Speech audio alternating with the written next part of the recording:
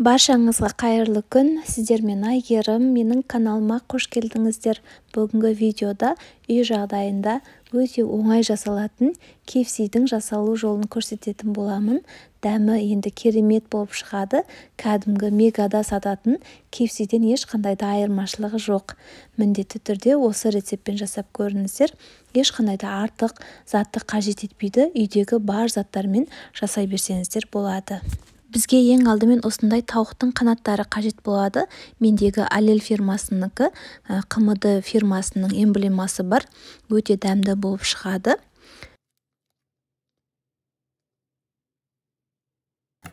Ең алдымен тауық қанатының ең шеткі бөлігін кесіп алып тастаймыз. Ол бізге қажет емес. Енді осыны тағы да екі бөлікке бөлеміз. Міне видеода көріп тұрғандарыңыздай барлығын осылайынан кесіп аламыз. Мінеки барлығын кесіп дайындап алдық. Енді осыған маринад жасайтын боламыз.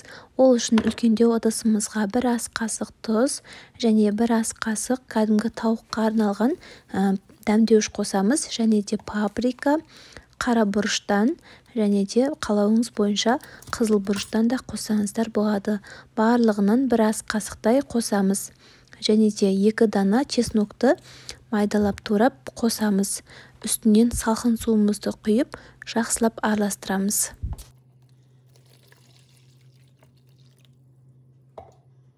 Міне барлығын жақсылап араластырып алдық. Енді кесілген тауық қанаттарын осы маринадталған суға батып тұратындай етіп 2 сағатқа салып қоямыз. Бізде 2 сағат бойы тұзы сіңіп әдемі болып тұрады. Енді келесі осы KFC-ға кляр дайындайтын боламыз. Ол үшін осындай 1 кесе ұнымызды үлкендеу ыдысқа саламыз. Және де паприка, қызыл бұрыш және де 1 ас қасық тұз. Қалауыңыз бойынша кез келген дәмдеуіштерден қоса берсеңіздер болады. Енді барлығын жақсылап араластырамыз. Енді осы ұнымызды 2 бөлікке бөліп аламыз.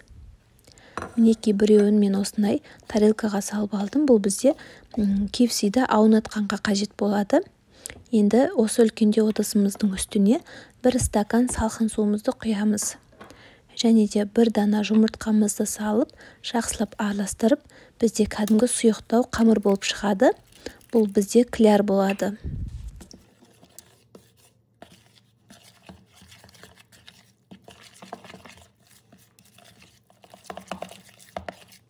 Міне қыздар, біздің клярымыз дайын болды. Осындай сұйық масса болып шығады. Енді біздегі тауық қанаттарымыз 2 сағаттай маринадталып тұрды. Енді жақсылап сүзіп алып, алдыңғы дайын болған массамызға барлығын саламыз.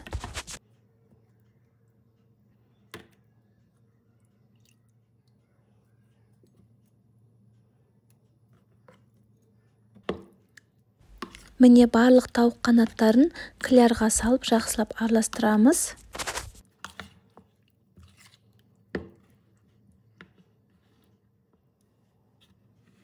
Енді алдыңғы алып қалған ұнның жартысына осы тауық қанаттарын сүзіп алып, жақсылап аунатып аламыз. Барлық жағына жететіндей етіп ұнымызды себеміз.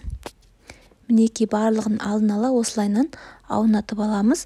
Ол уақытта кәдімгі сұйық майымызды орташа отта қыздырамыз.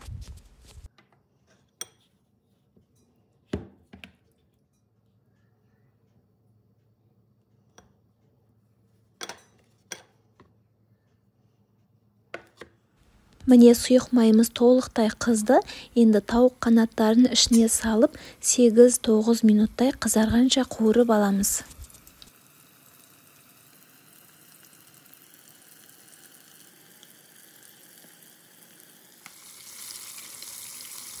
Міне қыздар, біздің KFC-ларымыз толықтай пісіп шықты.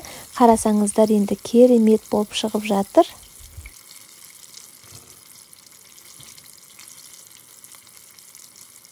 Құрметті қыз-келіншектер, дәл осы рецептпен үйдегі жақындарыңызға және де кішкентай балаларыңызға міндетті түрде жасап беріңіздер. Оларға ұнайды деген ойдамын. Дәмі де енді керемет болып шығады. Қарасаңыздар, ешқандай да қиындығы жоқ. Барлығы үйдегі бар заттардан жасалады. Тек қана сіздер тауық қанаттарын сатып алсаңыздар болғаны. Мінеки барлығын осылайынан қуырып аламыз.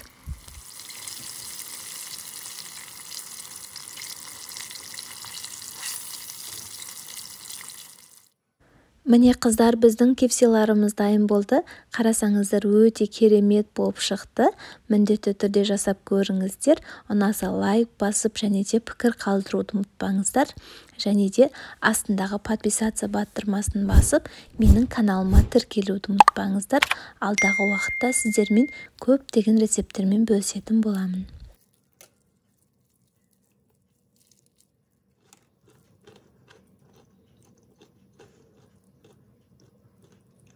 Қыздар, дәмі енді керемет болып шықты. Маған өте қатты ұнады. Енді ешқандай да мегадан кепси сатып алмаймын. Тек қана үй жағдайында дәл осылайынан жасайтын боламын. Сіздермен болған Айгерім. Келесі видеоларда кездескенше.